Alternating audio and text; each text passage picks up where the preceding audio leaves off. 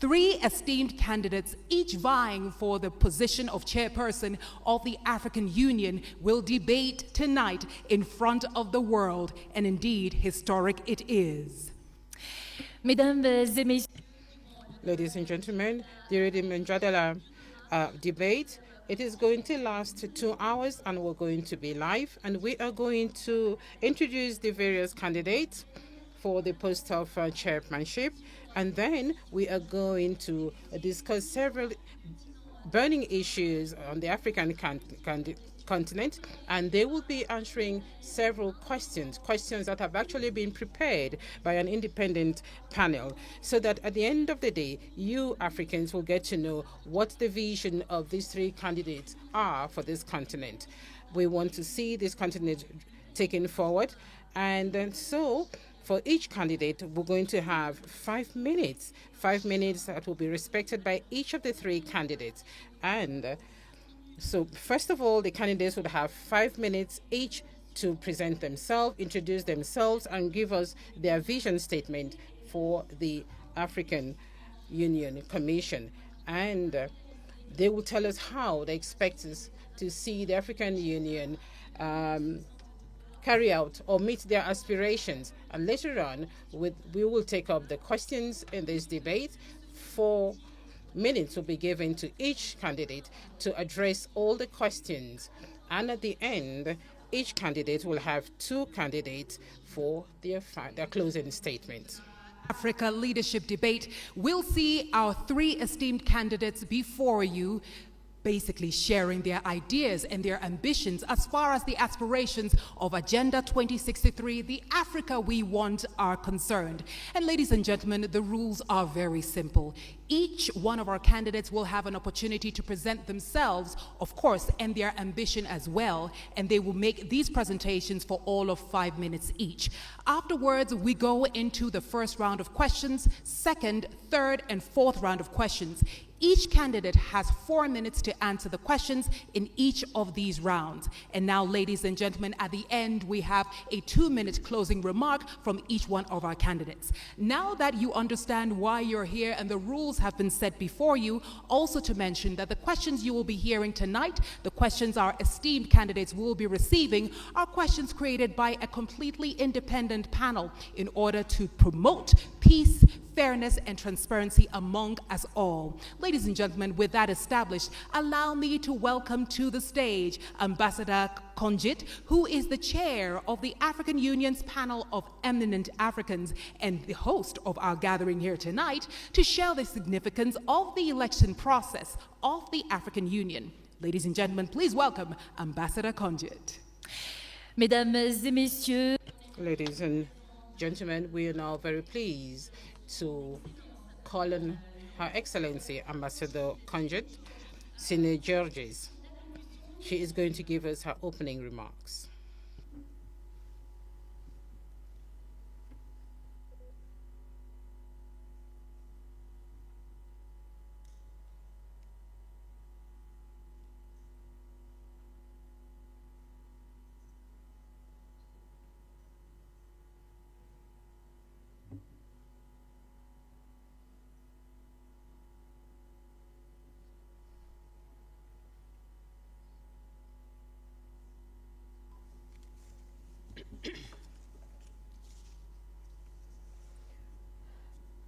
Excellencies, candidates for the post of chairmanship of the African Commission, Excellencies, ambassadors, fellow Africans, ladies and gentlemen.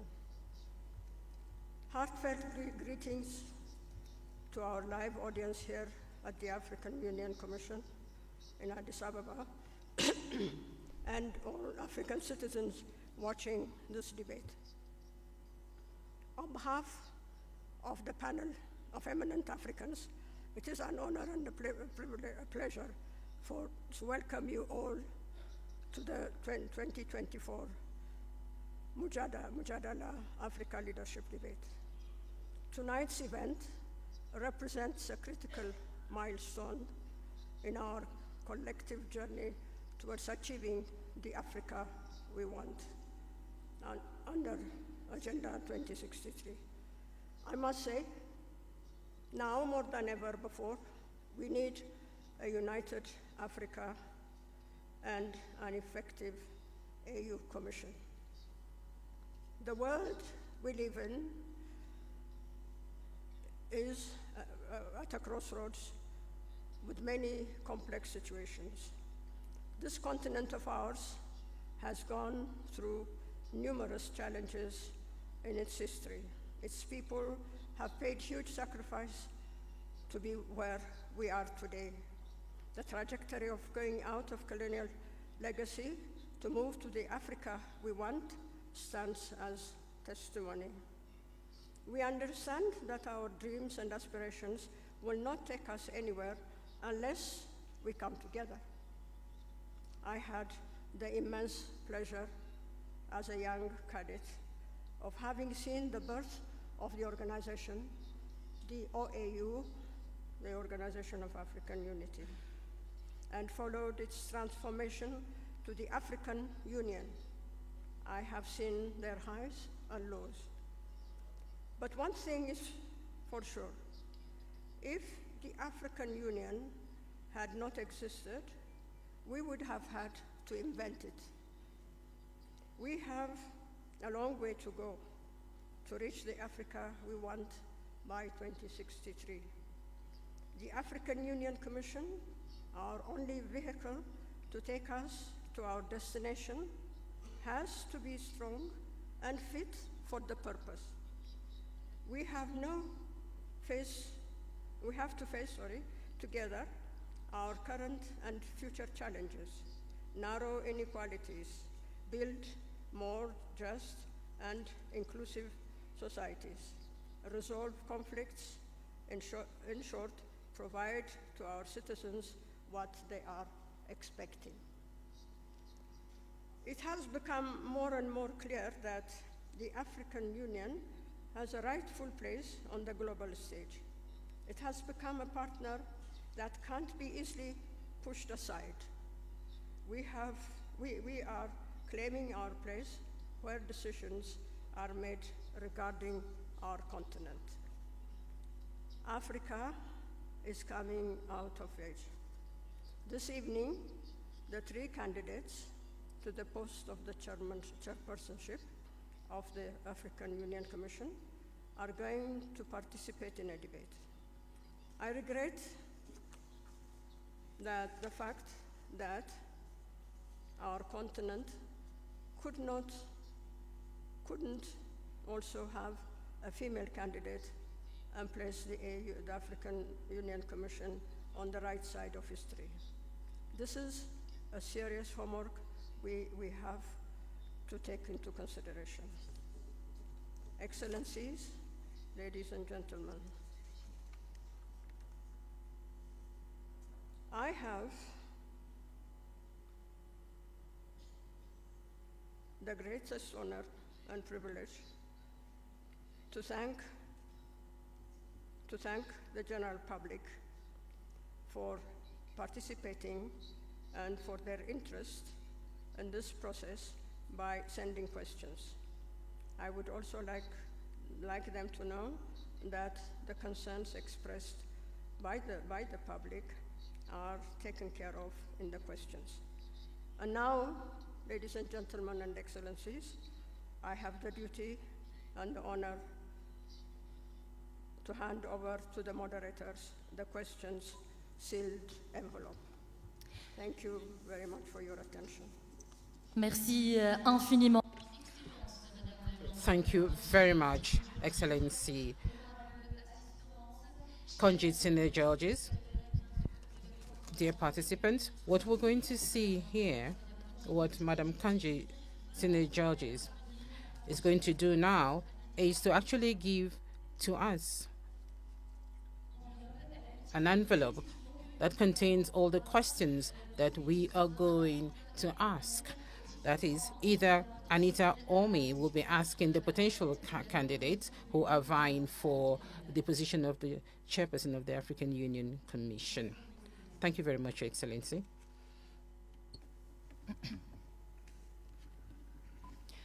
Ladies and gentlemen, as Fatima has outlined, Her Excellency the Ambassador has handed over the questions that have been curated by an independent panel. As we mentioned, there will be 4 rounds, and here in my hand we have 4 envelopes sealed, and these envelopes will only be opened at the forefront of each one of the rounds. Merci infiniment. Thank you very much, Anita. Ladies and gentlemen, at the moment, we are going to introduce the various candidates vying for the position of chairperson of the African Union Commission. His Excellency Mahamoud Ali Youssouf, the Minister of Foreign Affairs of Djibouti. Your Excellency, His Excellency Mr. Raila Odinga, former Prime Minister of Kenya, and the third candidate will be His Excellency Richard James, the former Foreign Minister of Madagascar. Pride and honor that we invite our 3 esteemed candidates to now take their position on the stage. Ladies and gentlemen, I have the honor of welcoming His Excellency Mahamoud Ali Youssouf, Foreign Affairs Minister, Djibouti.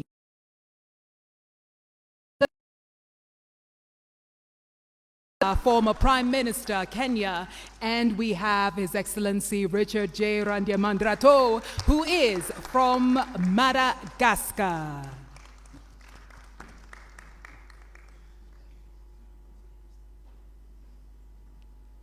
Ladies and gentlemen, with humility, I ask that you give them another round of applause.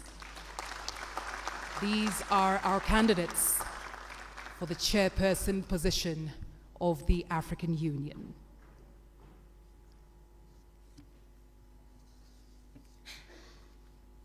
Messieurs, bonsoir.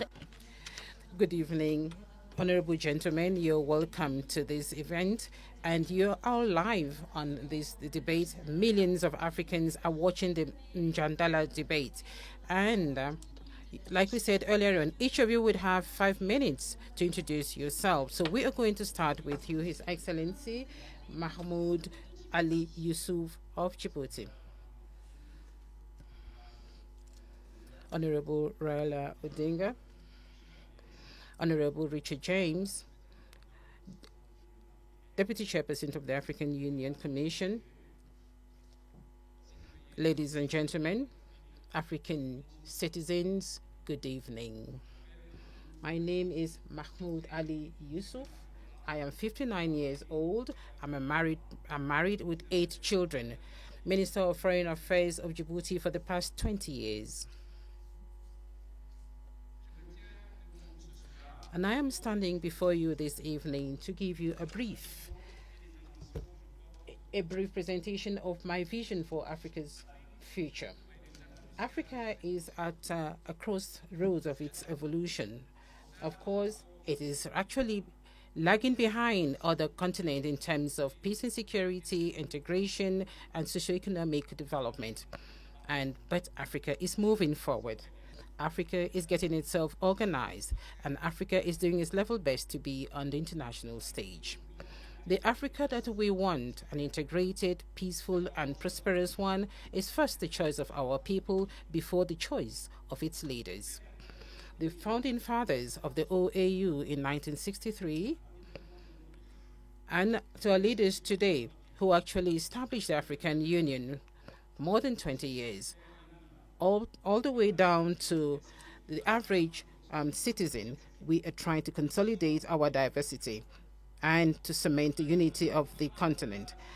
As we adopted Agenda 2063 and also the five plans, the African Union actually has a roadmap to achieve its goals. And the African Union is supposed to coordinate and also to implement the decisions of the policy organs. And if I am elected as chairperson of the commission, I am going to make sure that we work together, and we actually have to go beyond the 37% of the work that we have done so far. In terms of peace and security and early warnings, through the Continental Early Warning System, we are going to strengthen the Peace and Security Council, which has to be more proactive, and the member states will also have to be responsible. The panel of the wilds would be given the means to work to continue its mediation work, and I will do my level best to make sure that resources are mobilized to make the African standby force operational, and we can also use the African Peace Fund.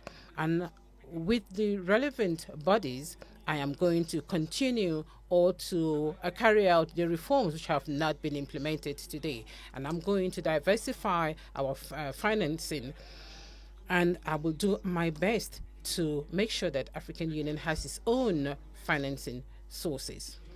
And I'm also going to boost intra-African trade, which should go beyond 80%. And I will bring down all the non-tariff barriers and facilitate the free movement of goods and persons across the continent. The place of Africa on the international stage will be one of my, and I'm going to be the voice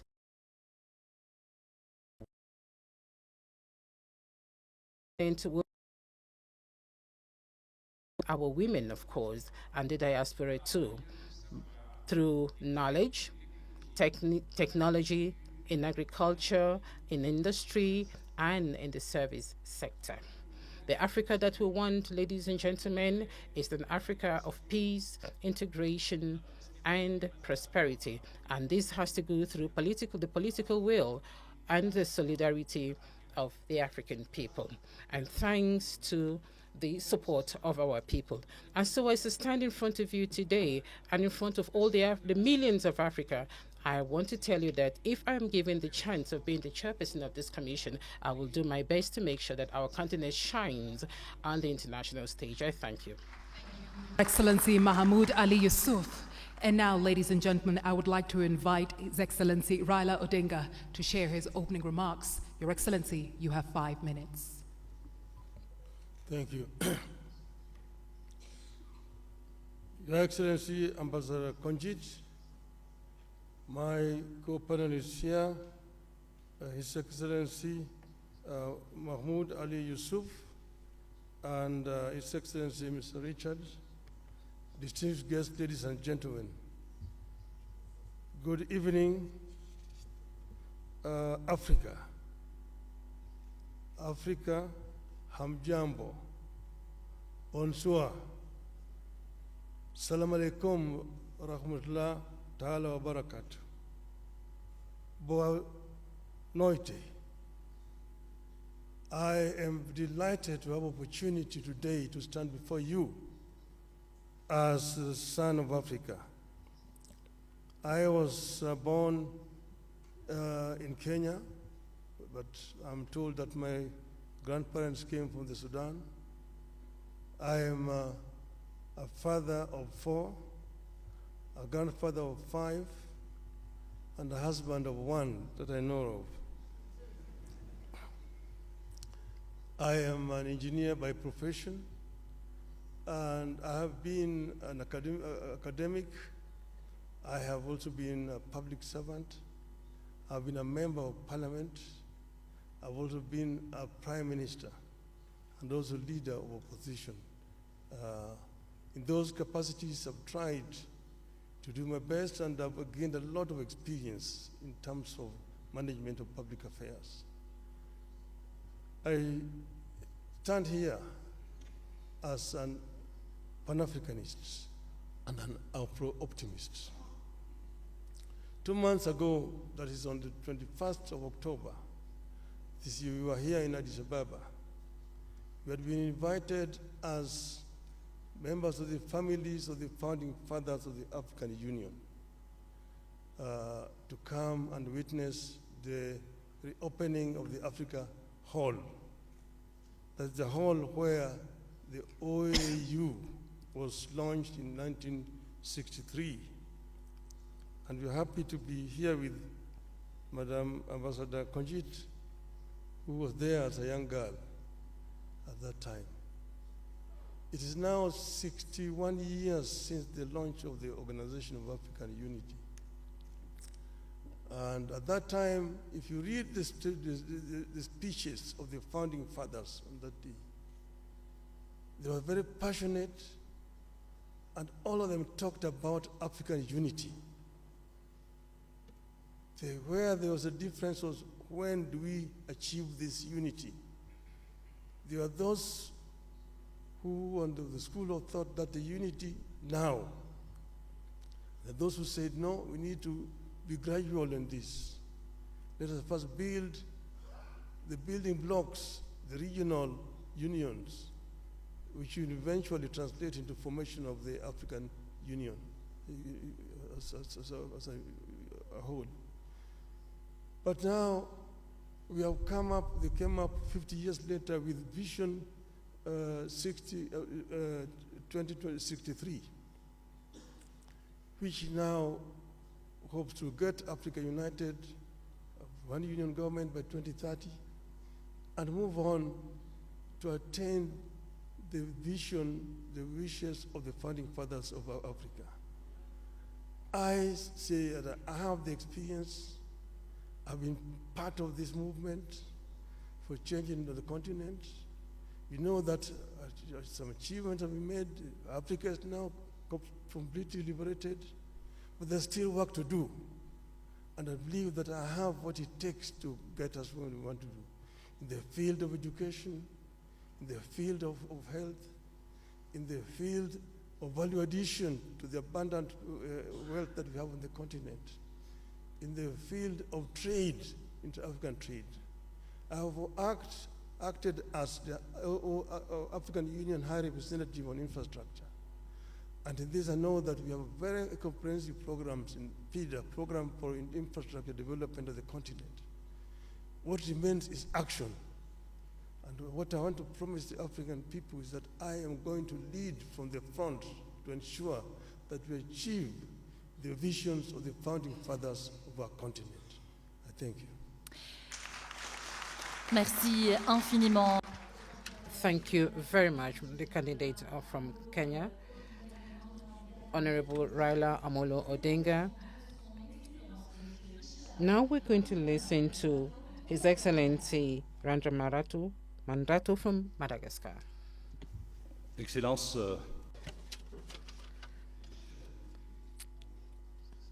Excellencies, distinguished guests, to this very important event for the African people. As you can see, we are 3 candidates, not 2 candidates, like you see on the social media.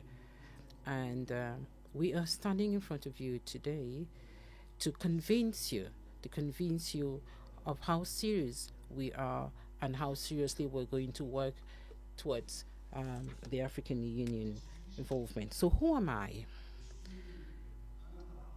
I am one out of 1.2 billion Africans. Just like you, I started from very humble beginnings, from the very beginning. I was a young consultant. I was a researcher in microfinance sector, and I traveled across many African capitals, about 41 countries in the year 1989. Just like you, it was difficult for me to find a job, but I did find a job which was at the level of my capacity. And just like you, I actually built my career based on my conviction that each African citizen can actually survive. And just like you, today I am standing before you because I believe that I have the confidence and the trust of the president of Madagascar, and I am proud. I am proud that I was actually supported by my country. Just like you, I've actually come a long way, and I have actually gotten to this level where I have the trust of my government. I was Minister of the Economy in my country because that is my specialty. I was also Minister of Foreign Affairs, and I'm here today standing before you to talk about Africa. Africa is actually the second dynamic economic region in the world, and is actually making progress.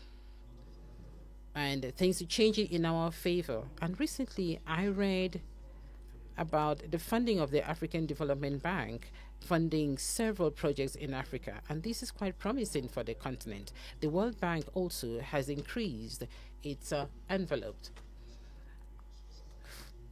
funding 75 countries, 75 less developed countries.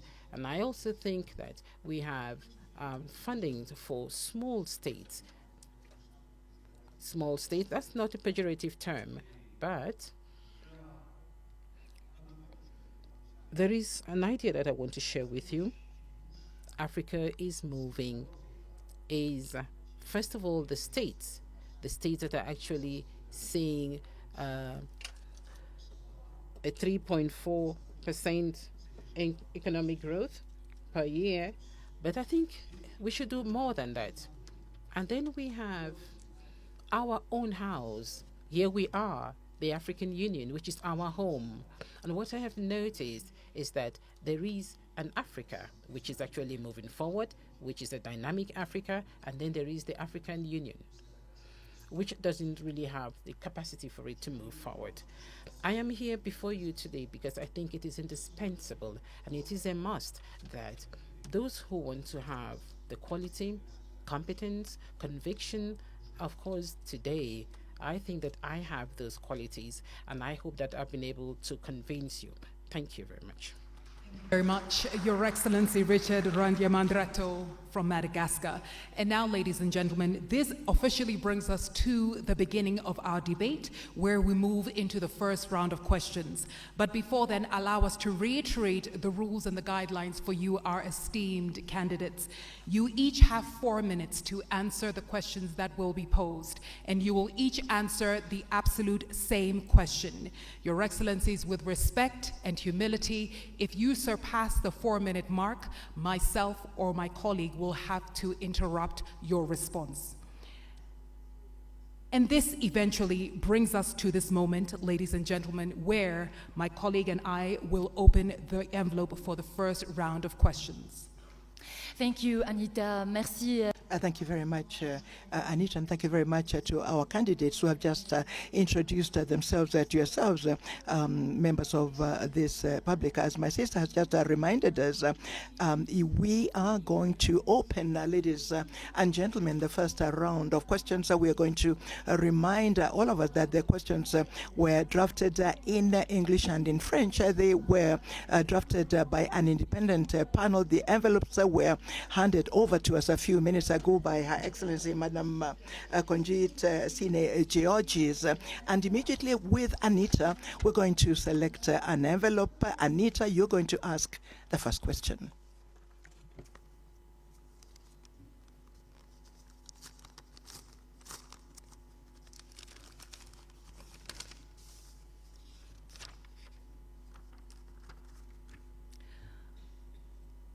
Esteemed candidates, your question in English, and after that my colleague here, Fatima, will translate in French. Translating Africa's natural wealth into continental prosperity, Africa has everything it needs to feed her people, educate her children, and take care of her health. Yet, the reality defies this.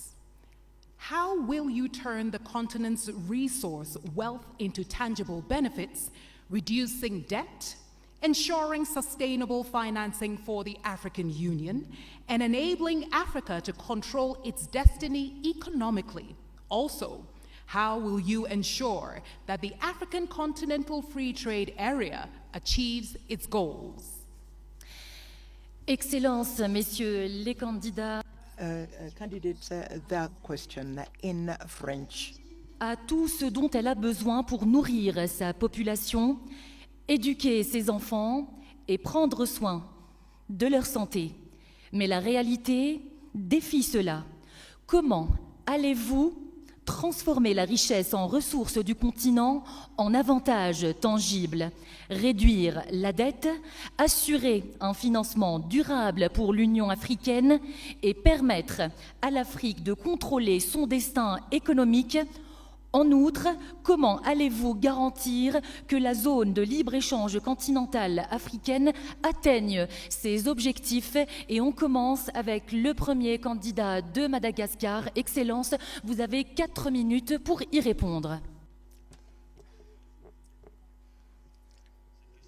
This question that talks about the hopes. Then the first hope is that is contained in Agenda 2063.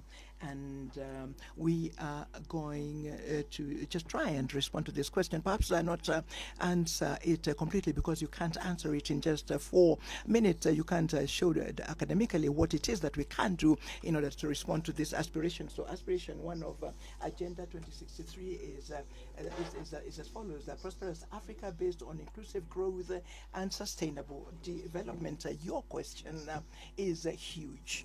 How can how can a chairperson of the African Union Commission, with very clear terms of responsibility, about 26 of those, and first of all, he or she has to demonstrate leadership characteristics, has to have administrative capacity, has to know protocol, has to be diplomatic. How can such a chairperson respond to such a huge question? I am an economist. I am a finance person by training.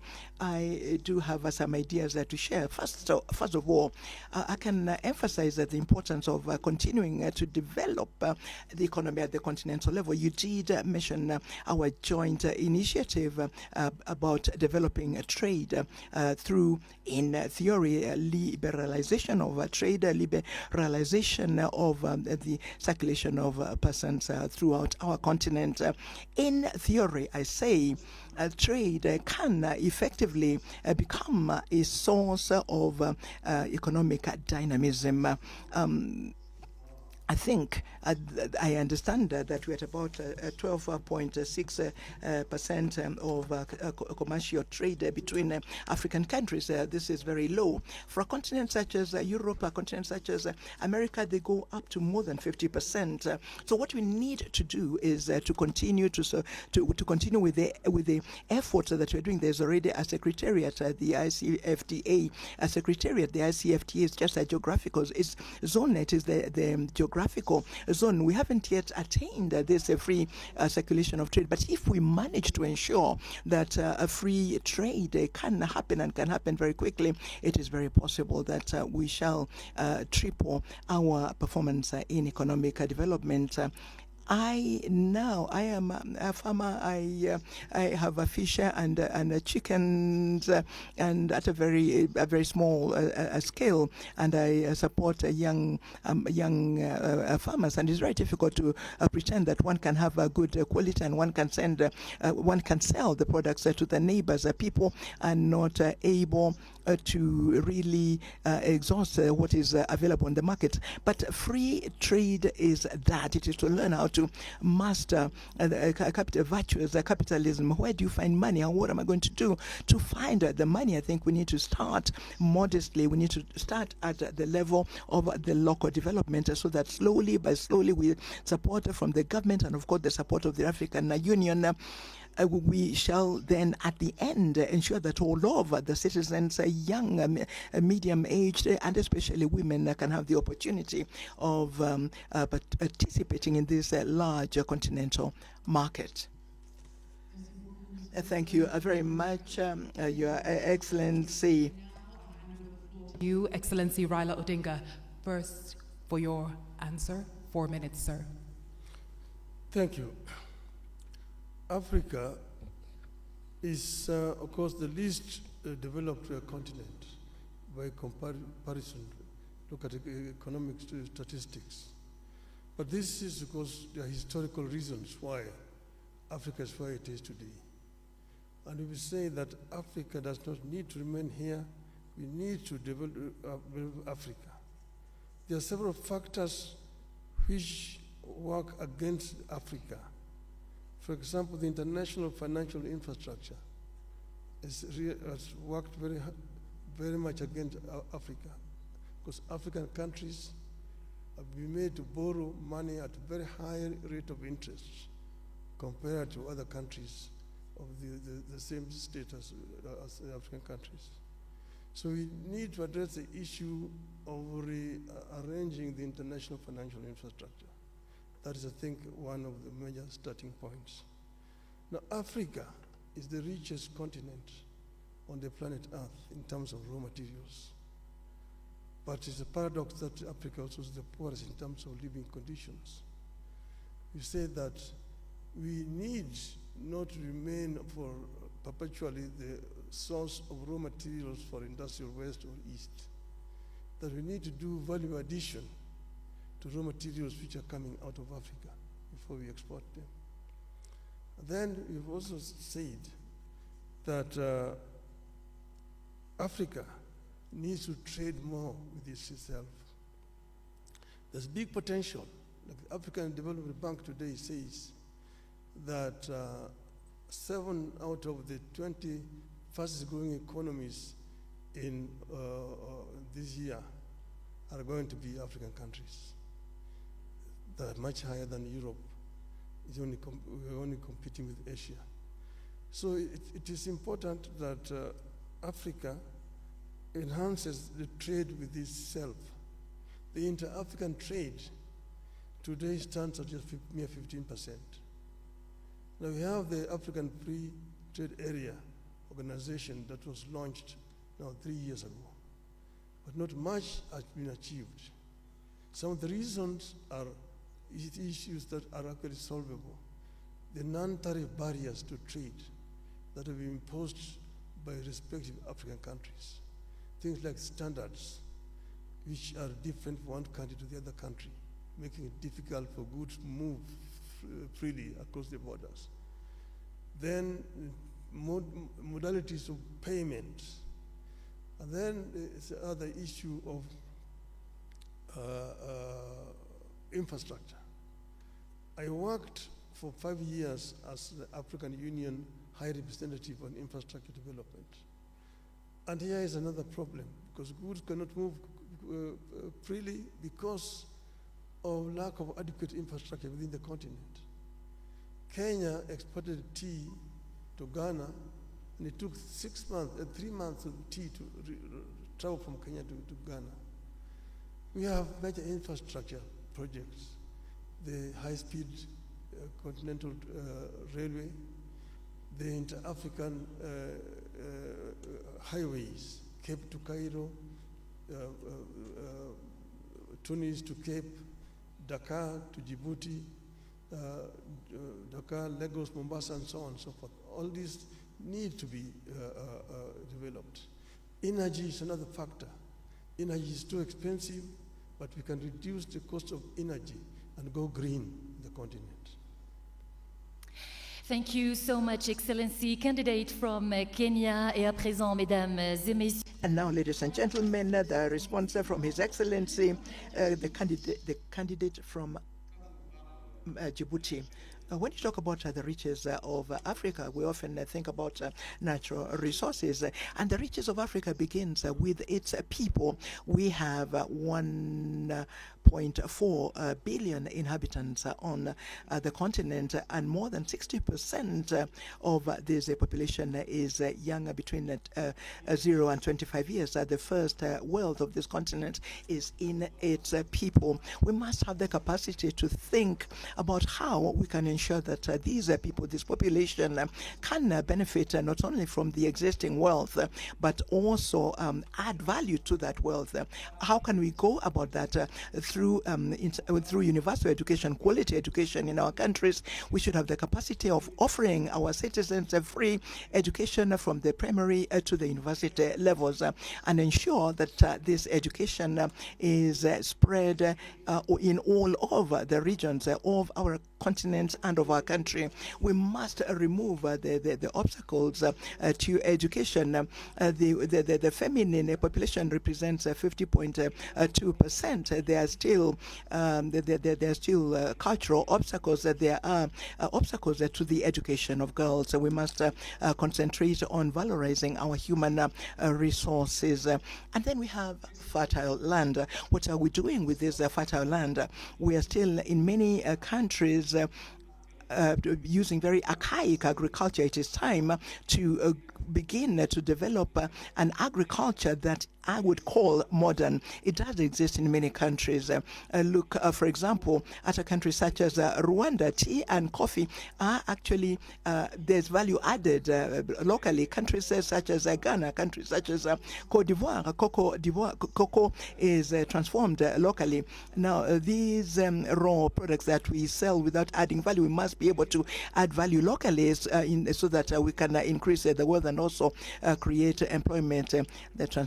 The transformation of agricultural products is a priority. So today, agriculture in many countries uses biotechnology. It uses the drip system. It uses seeds that are modified, that are quality seeds. Ethiopia uses quality seeds in order to be able to produce maize. Today, Ethiopia produces maize and wheat because of these seeds that are quality seeds.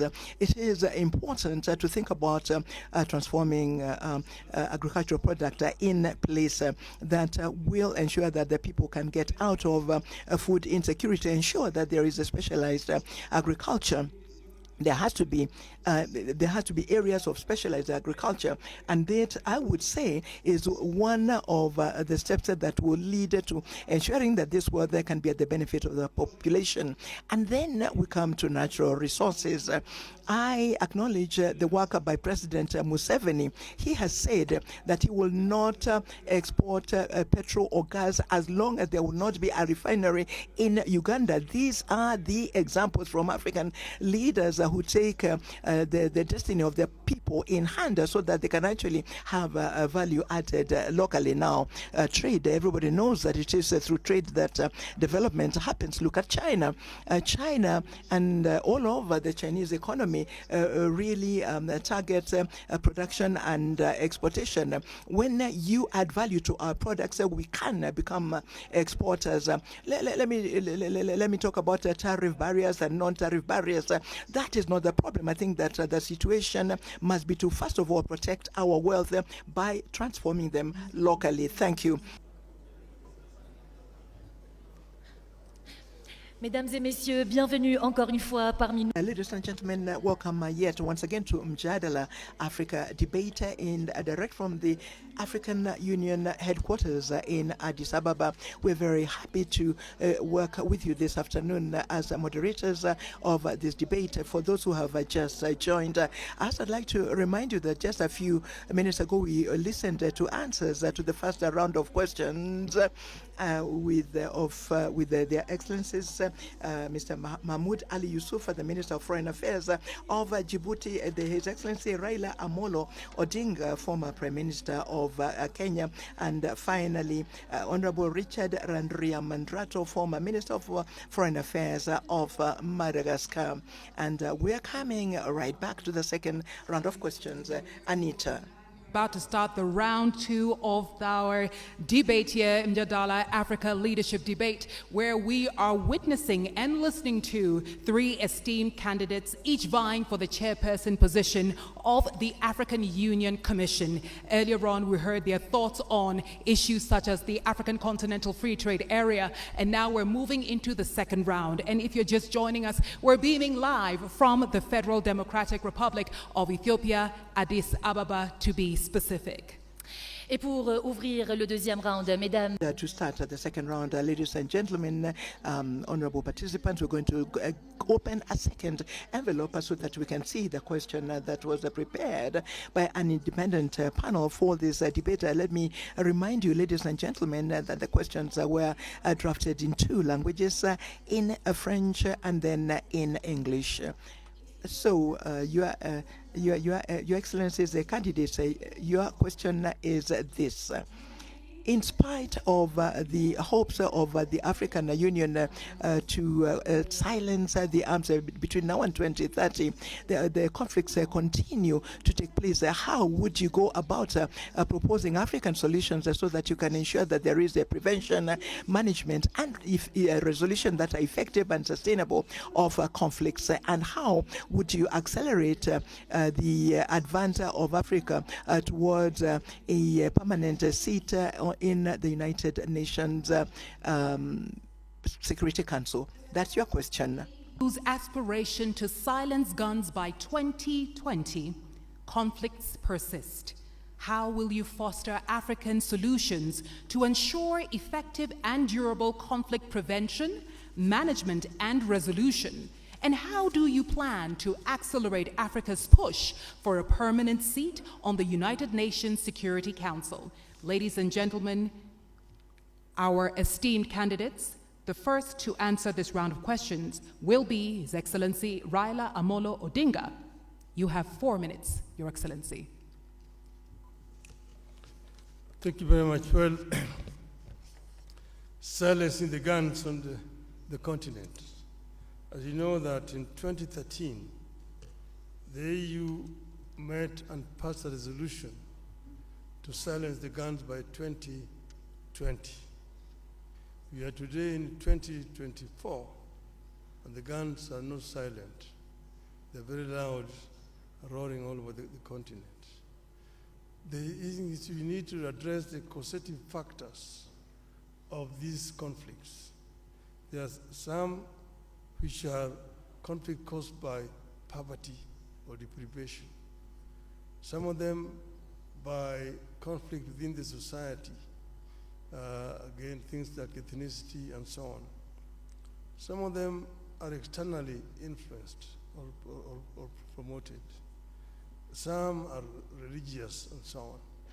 So there's not a common factor. But what you need to do is to address the causative factors which could translate into these conflicts throughout the continent. And this is what I will do myself. First, as you know that our African countries are not at the same levels of development. Those which are more developed, like for example, in terms of governance, there are some areas where you have got exclusions of people, and as a result of this, there's some people move to use other means. We need to find a way of creating an environment of dialogue within our societies so that we can be able to prevent these differences, conflict ending up into violent confrontation between the various groups.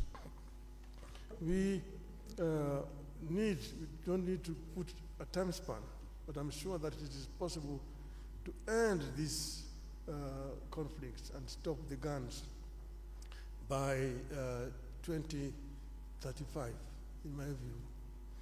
The other one is the issue of Africa's representation on the Security Council. This is something that's been long overdue. As you know, that the UN was formed at a time when most parts of Africa were colonies. And that's why the UN structure as today does not deal with the realities of the world today. And the situation where you have 5 countries sitting in the Security Council with veto powers, and Africa is not represented, a continent with 1.4 billion people, is not tenable and it's not accessible. And that's why I'm not going to talk about Africa's representation, but we're going to insist that Africa must get 2 permanent seats in the UN Security Council. This is only fair, because we are a continent of 55 sovereign nations. We cannot be excluded when Europe has got 3 permanent representations on the Security Council. Permanent representation with the veto powers is a must for Africa. And this I'm going to insist when I'm elected, if the heads of state of Africa sees fit that I should lead this. I will work together with all the leadership of the continent to ensure that the continent gets a fair treatment on the international scene.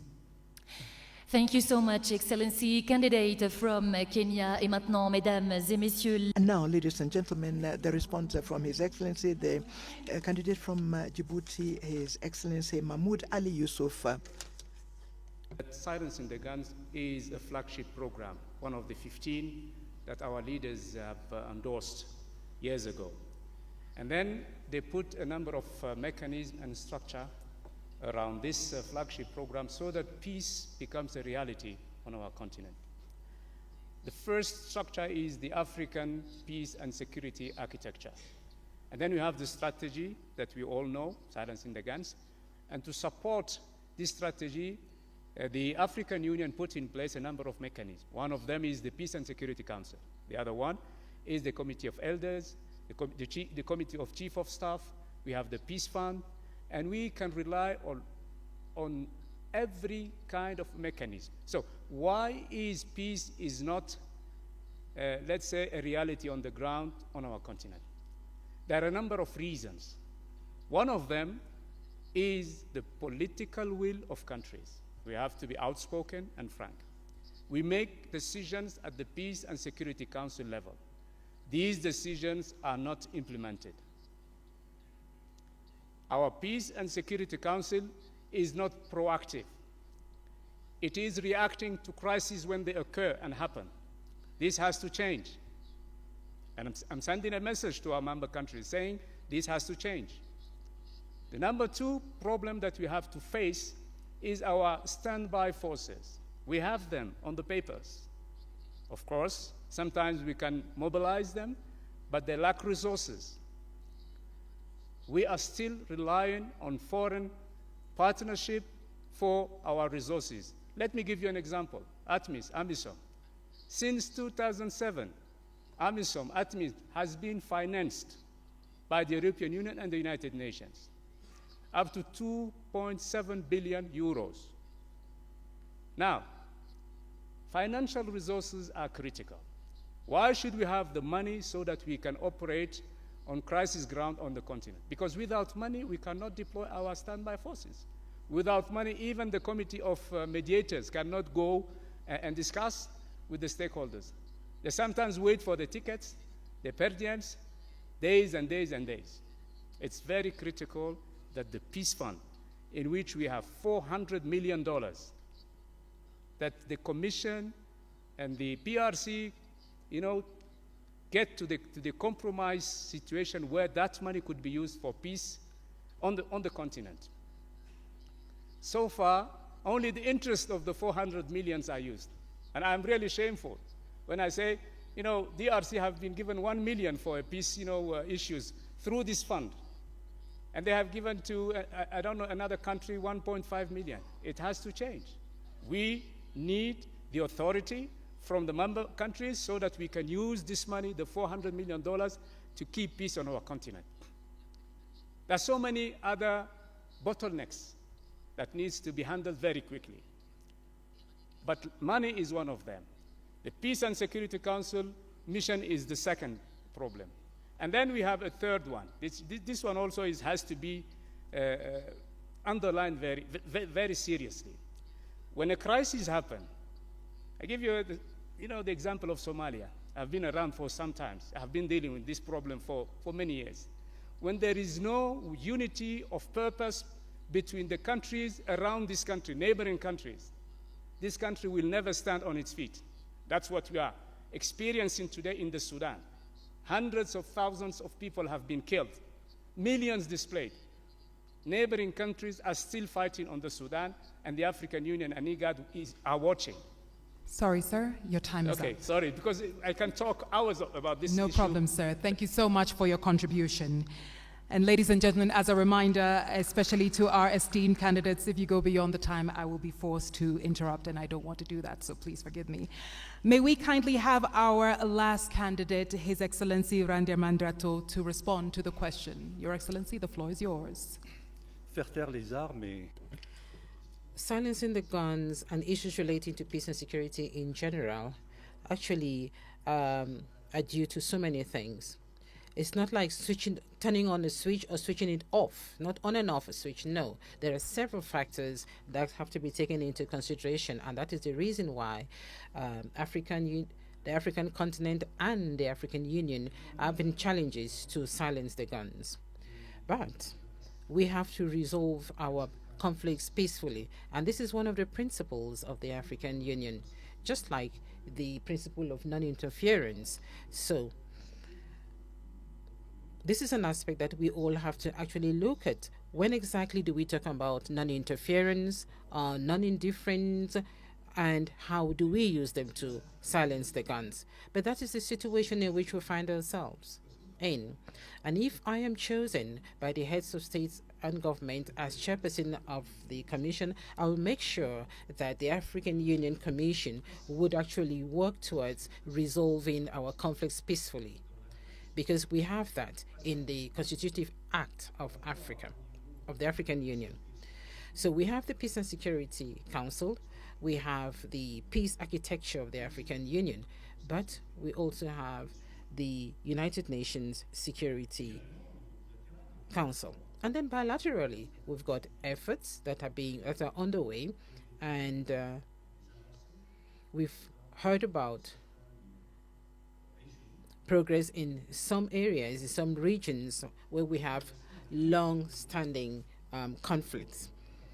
And then we also have the opportunity of ensuring that there is solidarity with the United Nations, the African Union and the United Nations. This is a framework that could actually enable us to sit down with the international community and talk about crisis in Africa. Why should we only talk about the crisis in Ukraine? Why not talk about the crisis in Sudan and crisis in other African countries? So we are talking about financing peace missions, but there is also a program that actually wants to see the program of the United Nations, that is the SDGs, aligned with Agenda 2063. And then we also have the 10-year plan of our public institutions in charge of working at a national level, but we are talking about the justice systems in our respective countries. Now, concerning the 2 permanent seats on the United Nations Security Council, I think here in Africa, we all know the importance and the urgency of having these 2 seats. And we have to seize this opportunity because we are actually at the end of 2024. And so we have to act very fast in 2025. And this should be the mantra of the African Union in 2025. And so, of course, we have to make sure that we can actually speak with one voice on the choice of who will represent Africa on the United Nations Security Council. It's not going to be easy. It will be up to the heads of states to decide who will be the continent's representative. And I will conclude to say that, like this morning, I read in the newspapers the problem between Ethiopia and Somalia, and this was being resolved by Turkey. The mediator is Turkey. Let us be responsible. Let us be serious. The African Union should be that person doing the mediation. Thank you. Thank you very much. Thank you very much, candidate from Madagascar. Ladies and gentlemen, this is the end of our second round. And without any transition, we are going to step into the third round, and we are going to discover the question. Anita, you have the floor. Now, ladies and gentlemen, we move into the third round. Once again, if you're just joining us, these questions have been formulated by an independent panel, and the questions will be open and seen only at the beginning of the round, as I'm doing right now. Esteemed candidates, on the topic of reviving Pan-Africanism and countering external influence, Pan-Africanism is declining, and external powers and internal divisions challenge Africa's integration efforts. What specific steps will you take to rekindle the spirit of Pan-Africanism, counter big power politics on the continent, mobilize African countries behind a common integration agenda, ensure resource self-reliance, and position regional economic communities at the center of this process? Chers candidats, Distinguished candidates, your question is as follows in French. l'africanisme est en déclin et les puissances extérieures et les divisions internes remettent en cause les efforts d'intégration En Afrique, quelles mesures spécifiques comptez-vous prendre pour raviver l'esprit du panafricanisme contre la politique des grandes puissances sur le continent, mobiliser les pays africains derrière un programme d'intégration commun, assurer l'autonomie en matière de ressources et positionner également les communautés économiques régionales au centre de ce processus? Et nous allons commencer tout de suite avec le candidat. And we will start with the candidate of Djibouti to provide his answer. You have 4 minutes. First and foremost, we have to understand that we are living in a world which is multipolarized world. This is a world that is actually multipolarized, and this world would not provide space for a continent or countries that do not have the right economies, the military strength, the capacity that is required, and mostly that continent or country that is not on the world stage. This is a reality. So what can we do? What should we do? I think it is very important that the Global South should actually take action. And in the Global South, it is Africa that actually has to stand out. And how is Africa going to stand out? If we do not represent much in terms of global trade, you cannot actually sit around a table where decisions are being taken for the destiny of the world. And so integration is, I would say, an obligation, is a must. When we talk about obligation, it is important that the AFCFTA should actually be functional. It is important that intra-Africa trade be developed, and it should go beyond 18%. It is important that African countries should actually use their own resources. And so Africa has now a seat on the G20 table. We want to congratulate South Africa for chairing the G20 next year. And so it is important that the African Union Commission should be working hand in hand with the African Union to actually make sure that Agenda 2063 is a priority item on the agenda of Agenda 2063 of the G20. Africa has to be also on the UN Security Council. Just imagine 80% of the issues discussed at the UN Security Council is African problems. When we talk about security issues, who do we talk about? Africa. When we talk about food insecurity, we also hear Africa, Zimbabwe, Botswana, Ethiopia, Kenya, Somalia. They have actually been victims of natural disasters, but we are not the ones polluting the world. So the African Union should also be fully involved in the COP discussions. The COP discussions should also be held here in Africa. So a strong Africa has to be an Africa that is present on the global stage. We have to see that Africa has to be part and parcel of the Global South, and this is what we have to do. And I'm going to make sure that our commission is going to work to ensure that Africa is part of the Global South. Integration is a long-winded effort. It goes through solidarity. We are not working among ourselves. We are not speaking to one another as neighbors. We'd rather trade with non-African countries because we have non-tariff barriers, because our currencies are not convertible. Our currencies are not convertible. If I want to trade in birr with Ethiopia, and Ethiopia wants to trade in francs, definitely there is loss of money. So we should have a payment and compensation system in Africa. We have to mobilize resources between 5 and 10 billion so that this compensation system is functional. Are we going to have a single currency in Africa? Why not? That is possible. Your Excellency Randriamandrato, it's your turn, sir. 4 minutes. Je ne pense pas. Well, I do not think that Pan-Africanism is actually dying out. No, because Pan-Africanism is in us. We are Pan-Africanists. You cannot erase the history of this continent, the history which also includes the efforts of our diaspora. So Pan-Africanism is really not dying in Africa. It is true that we all have a huge responsibility. The current generation that we have to work to make sure that the future generation should not forget what our founding fathers actually had in mind when they were establishing the OAU, so that all those who are in Africa should continue to live the same dream the same dream.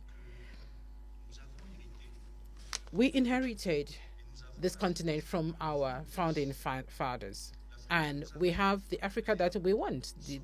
The Africa that we see is the Africa where we live in, and the Africa that we want is the Africa that we want to prepare, and which we must prepare.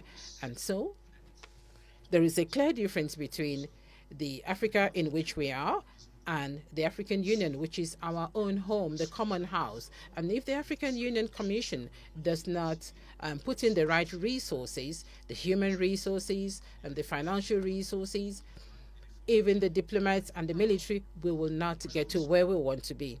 And so I am of the opinion that it all depends on the will of the people to go beyond the challenges that we face today.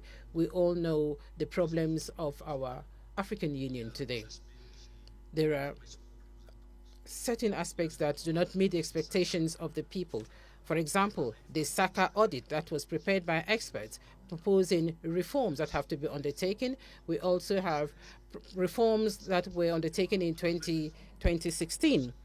So we need to undertake those reforms to ensure that the African Union can actually rise to the challenges. The regional economic communities also have a role to play. I went to COMESA for several years and actually saw the efforts undertaken by countries of COMESA and East Africa. And we see Tunisia, Egypt, in COMESA as well. And this will continue. We have the Abuja Treaty actually defined gradual integration at the regional level and then continental level. And I know we will get there. And I am going to work with the members of the next commission so that together we can actually make all of this easy. And lastly, I think we should also bear in mind, we should also think about the military bases, the foreign military bases in Africa, in African countries.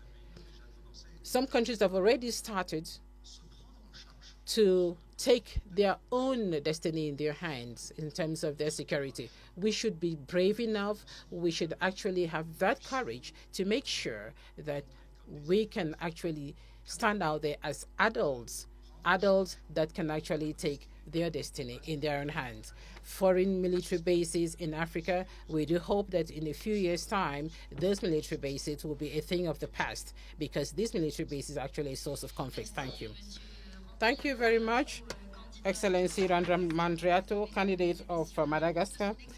Now we listen to Raila Odinga, candidate of Kenya. Thank you. Well, I mentioned earlier on about the inter-African trade, which today stands just at 15%.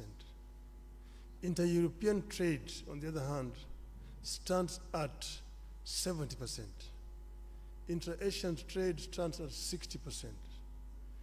Africa trades more with the external world than with itself, wasting a lot of resources.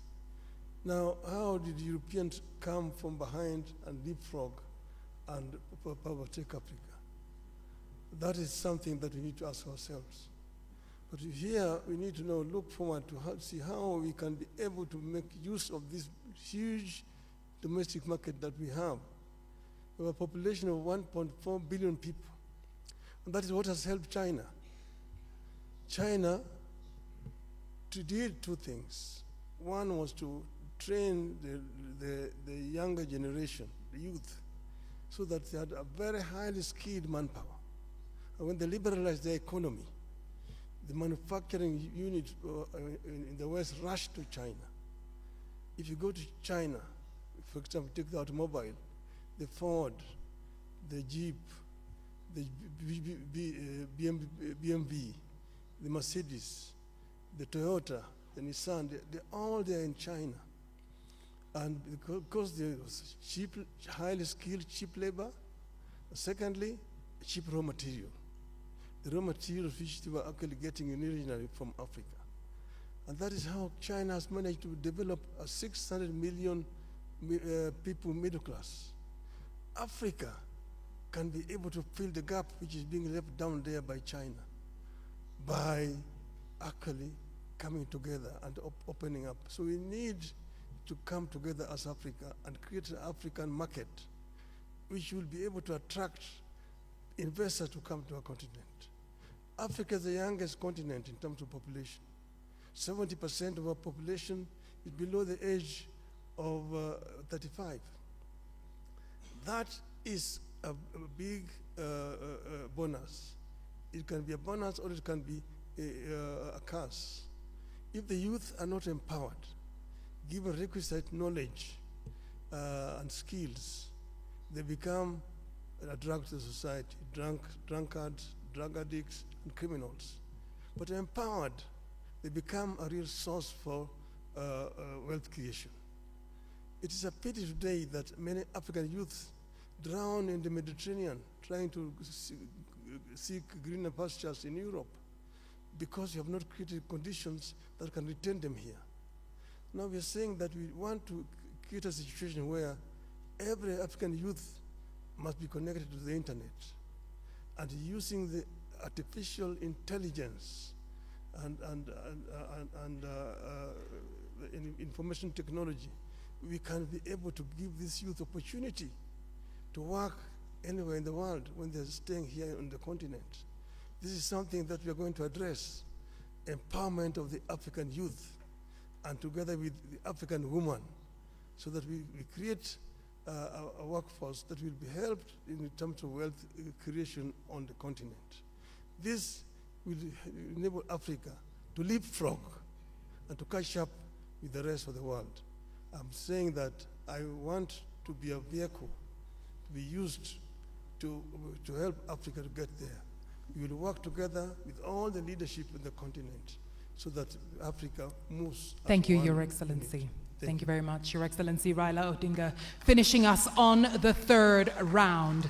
And now we move into the fourth and final round, and I give my sister the opportunity to open the envelope and tell us what the first or the last question rather is. And ladies and gentlemen, as a form of a reminder, after this we have a quick break, and after the break each of our esteemed candidates will have 2 minutes to share their closing remarks. Fatima? Dear candidates, your question is this one. The implementation of the key reforms at the African Union that were decided by the Assembly of Heads of State and Government has come to a standstill, and which has a negative impact on the structural stability and the financial viability of the Union, and also on the lack of the African Union to have an impact. Were you to become the chairperson, what new approaches would you adopt to reinvigorate the implementation of these reforms, rationalize the programs of the African Union, and strengthen its effectiveness in the long term? Under the topic of implementing of reforms agreed under the Assembly Decision 635, the implementation of key African Union reforms decided by the Assembly of Heads of States and Governments has stalled, with an adverse impact on its structural viability and financial sustainability, and the AU's focus on a few high-impact public goods. If you become chairperson, what new approaches will you introduce to reinvigorate the implementation of these reforms, streamline the AU's agenda, and strengthen its long-term effectiveness? Et j'invite à présent le candidat. I'd like to invite the candidate from Madagascar to respond first. First of all, we have to begin by bringing back order to our shared home, the African Union. I think this is the highest priority. The mandate of the chairperson of the commission as a whole is last 4 years. So that is a very short period of time to be able to change it from top to bottom. What needs to be changed in terms of institutional reforms of the African Union. So one must begin by bringing back order. I did mention a short while ago the recommendations of the SACA audit. I also mentioned the reforms that have already been proposed in 2016. There would be other reforms. What needs to be done were I to become the chairperson of the union would be to review the documents, and one cannot forget history. One cannot ignore history. I don't think we could. We are at the end of a process. We are at the beginning of a new process, and the outgoing team did what they were able to do with the resources that they had at their disposal. And I would like to thank the outgoing chairperson of the commission, Mr. Faki, and his entire team. And were I to be elected chairperson of the commission, I would work, of course, with the chairperson, because it would be a lady chairperson. Now, these reforms have to be prioritized. There are reforms at the level of the financing of the African Union. There are reforms in terms of mobilization of strategic partnerships. There are, of course, issues that have to do with the effectiveness in the area of peace and security. So we have to prioritize the reforms. Yet, once again, 4 years is too short a period of time. It is therefore important to review objective by objective. Strategic objective is what I mean of the 10-year plan 2024-2032. And since it was my responsibility in COMESA, one can perhaps plan for strategic planning over perhaps 2-3 years, which strategic planning would make it possible for us to identify the urgent issues and to align the financing of these issues. The 10-year plan does not allow one to do this. And maybe were we to have a strategic plan, we could perhaps be more specific and address the matters that needed to be addressed urgently in the way of reforms. And I also think, as I said a short while ago, that the organs of the African Union, beginning with the Conference of Heads of State and Government, but also the committee of the PRC, the Permanent Representatives Committee, with the Pan-African Parliament and the other organs, all the organs of the African Union, should agree on the speed they should work at, so that at the end of the day, the reforms become visible, become tangible, and that the citizens of the continent can appreciate the effectiveness of a new the effectiveness of the new African Union led by a new team. Thank you. And now I yield the microphone to you, Excellency Raila Odinga. 4 minutes, sir. Well, we know where we are as African Union, and that's why the heads of state came up with that committee on reforms, which was headed by former president, current Rwanda President Kagame. The chairmanship has now been passed over to Honorable William Ruto, President of Kenya. I have had long discussions with President Kagame when he was chairing that committee, because I was working as a high representative of the AU on issues of infrastructure. And I know the kind of frustrations that you feel working that way. I know that 93% of the resolutions that are passed by the heads of state of the assembly are never implemented. Now, there's some of them are resolutions which were probably not necessary. Some of them are not implementable, but majority of them are just not implemented. Some have to do with the structure and management of the AU at the headquarters. I'm not trying to pass any judgment here because I know that Mr. Faki has worked very hard to try to make the organization move forward. The other one has been the issue of funding, which has been a major challenge, and look at other alternative sources of funding. When I was there as high rep on infrastructure development, we came up with a proposal to set up an infrastructure fund for Africa, and using the African resources, because many of African countries have got a lot of money in sovereign funds, from which the AU can actually borrow without having to pay so much high interest. And this will help AU actually to spearhead the process of constructing some of these infrastructures. I mentioned the Trans-African Railway network, Lagos to Cairo, the high speed. Then you have got Beira in Mozambique to Lobito in Angola and Walvis Bay in Namibia. Then you have got the Lapset, which will come from Lamu in Kenya, running through South Sudan, Central Africa to Kribi in Cameroon, to create a land bridge that opens the interior of Africa and gives these landlocked countries in the continent access to the sea. So some of these are possible, but we need to think out of the box and ensure that most of these reforms which are being proposed are implemented. We were talking about energy, which is a very major issue. And we have got the Grand Inga in the Congo, which can actually power the entire continent with power pools, southern power pool, eastern power pool, central, western, and northern power pool. That will help us to lower the cost of energy in the continent. That would be a revolutionary change on the continent. Then you've got the connectivity, fiber optic connectivity, open skies, opening up the skies for movement of people, and then visas. To do visas are a big issue. Many African businessmen cannot travel across the continent because they don't have visas. Excellency, I'm really sorry to interrupt you. Les 4 minutes se sont écoulées. Nous allons maintenant suivre. We are going now to listen to the response from the last candidate for this round, the candidate from Djibouti.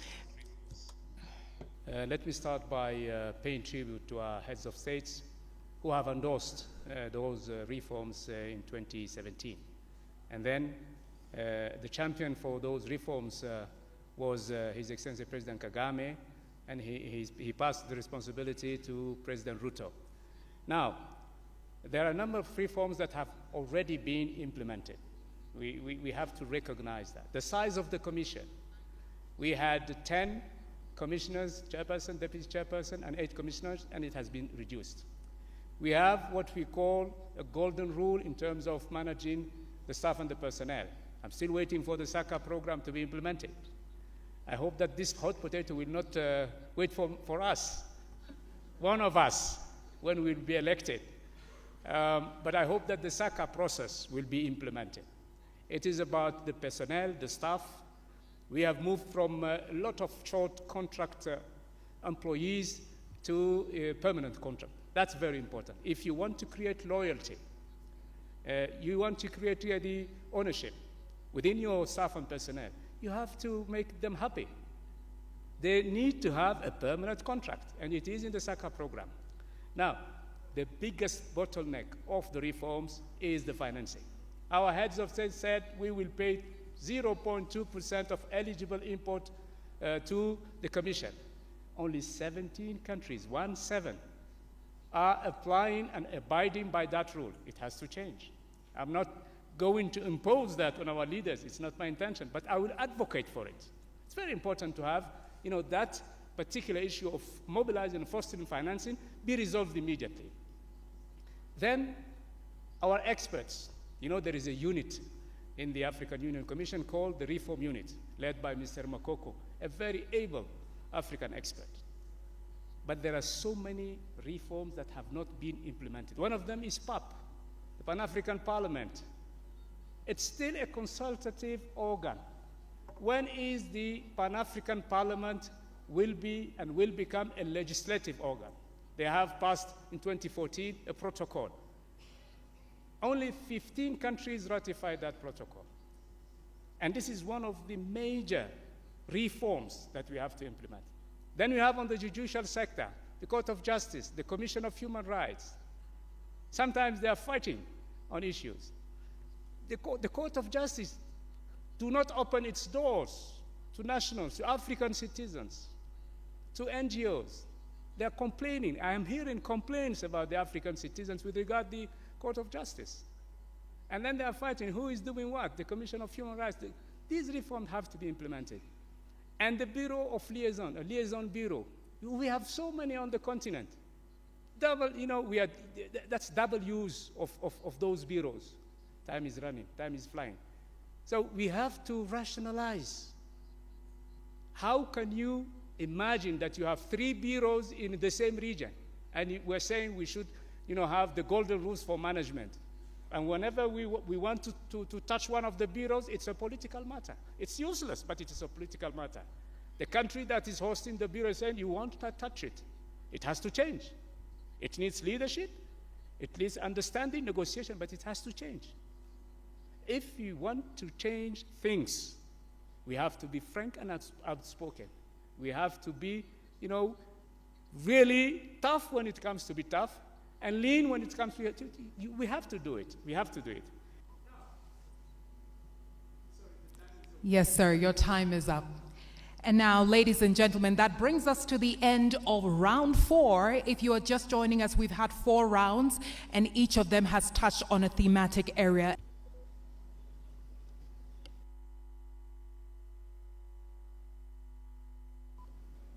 May we assemble all our candidates, please. As we proceed into the last part of our debate today, Mjadala Africa Leadership Debate 2024.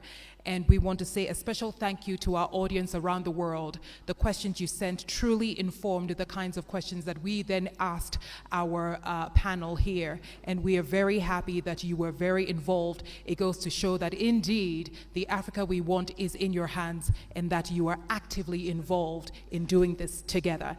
And now, ladies and gentlemen, we are back to our last session. My name is Anita Erskine, and I'm joined here by my colleague Fatima Sharif, who is our French speaker.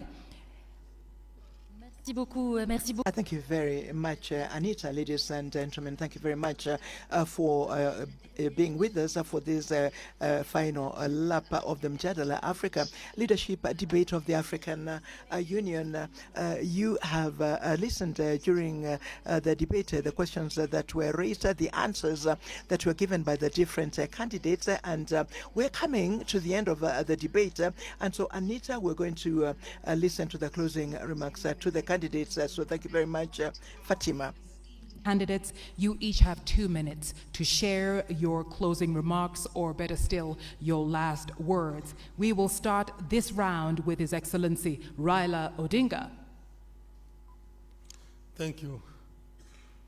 I am delighted to have the opportunity to address our people of Africa. And as I've said, I am ready to work for Africa. There are reforms that will be necessary so that AU can work more effectively. One of these reforms will be financial reforms, so that we are able to bring in the African private sector into the funding. I mentioned also the issue of sovereign funds that we can use. We can create a fund that will enable AU to do all its money work. Then there's issue of 0.2% of the duty, which only 17 countries are remitting. I will work to ensure that all the countries can pay their dues to the Union.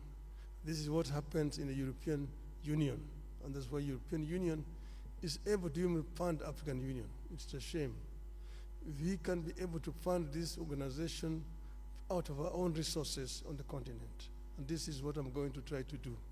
And I said that I am ready on day one when I'm appointed.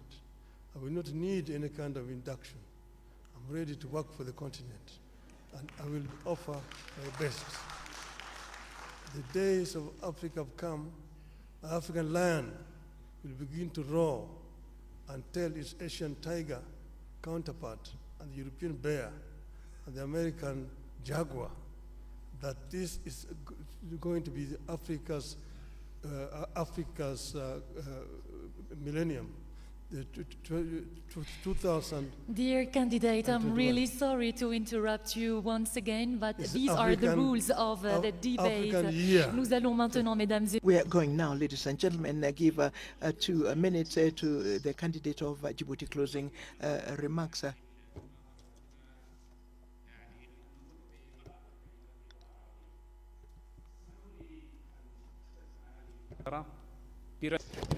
Thank you so much, and let me speak in Arabic. I would like to say that if I will be elected as the chair of the African Union Commission, I will be up to your aspirations and I will defend the interest of our continent, and I will work diligently to defend our continent, and with the full modesty, I think that I deserve it.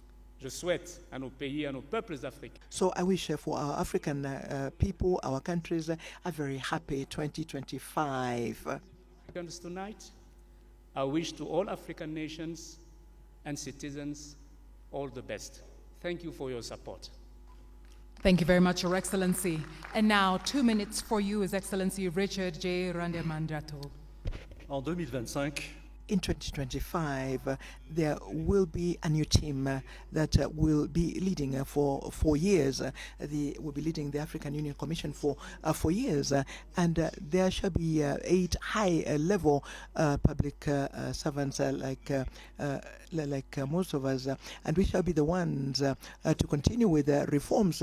We shall be a united team, a team that will have the team spirit to continue in the implementation of the 10-year plan of Agenda 2063. I do regret that this evening we're not able to handle subjects that are so urgent because we did not have enough time. Issues such as public health, the debt, issues of financing and financial institutions of the African Union, questions that have to do with the participation of the civil society and the diaspora, the questions that are linked to information and digital technology. I'm sorry we didn't have time to deal with those issues, but on we shall have other opportunities, and I shall be able to make my modest contribution.